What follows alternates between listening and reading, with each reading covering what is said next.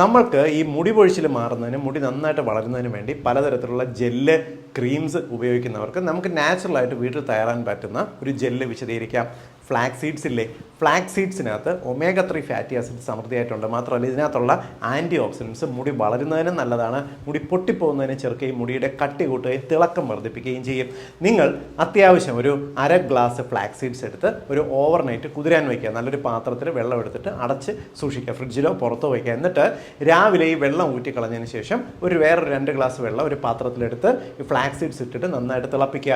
കുറച്ച് സമയം തിളച്ച് കഴിയുമ്പോൾ ഇതിലൊരു ജെല്ല് കൺസിസ്റ്റൻസിയിലേക്ക് വരും. എന്നിട്ട് ചെറു ചൂടോടുകൂടി ഈ ജെല്ല് മാത്രമായിട്ട് നിങ്ങൾ നല്ലൊരു മെഷീനകത്ത് അരിച്ച് ഒരു കുപ്പിയിൽ സൂക്ഷിച്ച് വയ്ക്കുക. എന്നിട്ട് ഇത് നിങ്ങൾക്ക് ആഴ്ചയിൽ 2-3 ദിവസം കുളിക്കുന്നതിന് മുമ്പ് തലയോട്ടിയിൽ നന്നായിട്ട് തേച്ച് പിടിപ്പിക്കുക. എന്നിട്ട് നിങ്ങൾ കുളിക്കുക. അല്ലെങ്കിൽ മുടിയിൽ നിങ്ങളിത് നമുക്ക് ക്രീമും ജെല്ലും ഒക്കെ ഉപയോഗിക്കുന്നതിന് പകരം മുടിയിൽ നമുക്ക് നല്ലൊരു ജെല്ലായിട്ട് ഇത് ഉപയോഗിക്കാം.